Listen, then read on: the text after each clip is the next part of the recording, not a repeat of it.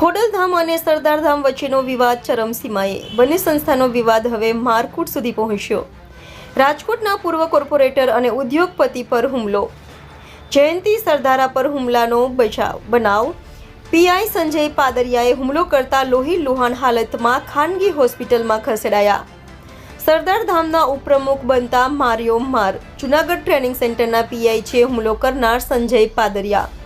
માવડી Kankot road પર બન્યો બનાવ. જયંતિ સરદારાનું નિવેદન દેતો વિડીયો આવ્યો સામે. વિડીયોમાં કહ્યું કે પીઆઈ સંજય પાદરિયાએ ખોડલધામ અને સરદારધામ વચ્ચે વેરઝેર ચાલે છે છતાં ઉપપ્રમુખો બન્યા. નરેશ પટેલની સામે તું થઈશ તો તને જાનથી મારી નાખીશ તેવી ધમકી આપી હુમલો કર્યો. હથિયાર વડે હુમલો કરી માથે હથિયાર ટાંક્યું હોવાનો પણ કર્યો ઉલ્લેખ. હાલ જયંતિ સરદારા ખાનગી હોસ્પિટલમાં દાખલ. રિપોર્ટર ભરત ભડવા સાથે રોહિત ભોજાણી, ઇન્ડિયા 24 ન્યૂઝ, રાજકોટ. જયંતિલાલ કે સરદારા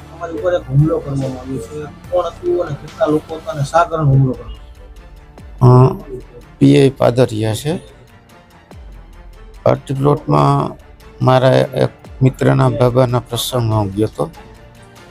તો હું જમીને ઊભો હતો તો મારી પાસે આવી અને પાદરિયાએ એવું કીધું કે તું સમાજનો ગદ્દાર છો, તો ખોડલધામની સામે પડ્યો છો. મેં કીધું ખોડલધામમાં તો હું કાયમ સક્રિય છું, એમાં સામે પડવાની ક્યાં વાત જ છે. તો કે સરદારધામનો ઉપપ્રમુખ તો શું કામ બન્યો? મેં કીધું ભાઈ સરદારધામ સેવાકીય પ્રવૃત્તિ કરે છે, વિદ્યાર્થીઓને લક્ષી કામ કરે છે, ખોડલધામ પણ સેવાકીય પ્રવૃત્તિ કરે છે, બેયમાં હું તો જોડાયેલો છું. તો મને કે રાજીનામું દઈ દેજે, નકર નરેશ પટેલ અને મારી ટીમ તને મારી નાખવાનું પ્લાનિંગ કરીએ છીએ. એટલે મેં કીધું હું શું કામ રાજીનામું દઉં? મેં કાંઈ ખરાબ કર્યું નથી, મેં કોઈ દી કોઈના વિશે ખરાબ બોલ્યો નથી. હું ખોડલધામમાં પણ દરેક કાર્યક્રમમાં હાજરી આપું છું અને ખોડલધામમાં મને જે કામ સોંપવામાં આવે છે હું નિષ્ઠાથી કરું છું.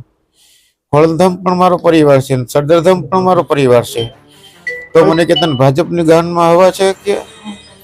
મેં કીધું ના, મને કોઈની હવા નથી. કે સરદારધામમાં ગદ્દી સુતરિયાની હવા છે? મને કોઈની હવા નથી. હું તો સમાજનું એક કામ સેવાકીય પ્રવૃત્તિનું કરું છું. સેવાકીય પ્રવૃત્તિ કોઈ પણ સમાજ કરે. કઈ રીતે તમારી પર સંજીભાઈ હુમલો કરવામાં આવ્યો? પછી મને ગાળાગાળી કરી અને મને મારવા દોડ્યો. તો અજાણ્યા બે ત્રણ શખ્સોએ એને પકડી રાખ્યો. એટલે મને કે બહાર નીકળ તો તને મારી નાખવો છે. મેં કીધું હું બહાર તો નીકળવાનો જ છું, એને થોડો રાત રોકાવાનો છું. એટલે મારે એક બીજા પ્રસંગમાં જવાનું હતું. તો હું મારી ગાડીમાં નીકળ્યો એટલે પાર્કિંગથી ગેટ પાસે પહોંચ્યો એટલે આવીને સામો ઊભો રહી ગયો. મને કે નીચે ઉતર. એટલે મેં બ્રેક કરી અને ઉતરવા ગયો તો સામેથી જ એનો પિસ્તોલ કે હથિયાર જે હોય એ મારા માથામાં એવું જોરદાર પ્રહાર કર્યો. તો મને ચક્કર આવી ગયા, હું હેઠો પડી ગયો.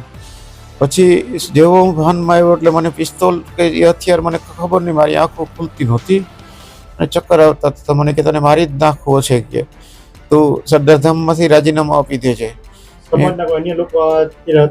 ના, જે તે વખતે કોઈ નહોતું. પછી ઝપાઝપી થતી હતી એટલે મેં એનો શર્ટ પકડી રાખ્યો હતો અને એ મને મારતો હતો. મને તો સુધી એટલી નહોતી. ત્યાં અંદરથી કોઈ અજાણ્યા બે લોકો આવ્યા, એણે એને પકડી રાખ્યો. એટલે મને એ મારવા માટે દોડતો હતો. એટલે હું ઝડપથી થોડો ભાનમાં એટલે મારી ગાડીમાં હું બેસી ગયો. એટલે પાછળથી દોડીને મારી ડ્રાઈવર સાઈડની બાજુનો ડોર ખોલી અને મને કે હાલ હું તારા ભેગો બેસી જાઉં, તને બહાર અમારા માણસો તૈયાર જ છે, તને મારીને કૂવામાં નાખી દેવો છે. પણ કરવાનું કારણ શું આ બધું? મને કે તું સમાજનો ગદ્દાર છો, તો સરદારધામમાં ઉપપ્રમુખ શું કામ બન્યો? ના, હું તો એને ઓળખતો તો ખાલી કે આ એક પાટીદાર સમાજનો કોઈ પોલીસ વાળો છે, પણ એને કોઈની ચડામણી એવું પાકું લાગે છે. મને એવી ધમકી મારી કે નરેશ પટેલની સામે સરદારધામ છે તો સરદારધામમાંથી તું રાજીનામું દઈ દેજે. મેં કીધું હું સરદારધામનું શું કામ રાજીનામું દઉં? તો કે મને કે કડવા પટેલના ખોડે તું બેસી ગયો છો, કડવા પટેલ દેવા પટેલના વિરોધી છે. મેં કીધું એવું મને તો કઈ દેખાતું નથી. મને કીધું એને કે નરેશભાઈનો મારા 4 હાથ છે મારી ઉપર અને મારું કોઈ સમાજમાં કોઈ ઉખેડી નહીં લે, હું પીઆઈ છું કે હવે ઈ વારંવાર નરેશભાઈ પટેલનું નામ લેતો હતો એટલે એને જ કરાવ્યો હોય ને. હવે તમારી માંગ શું?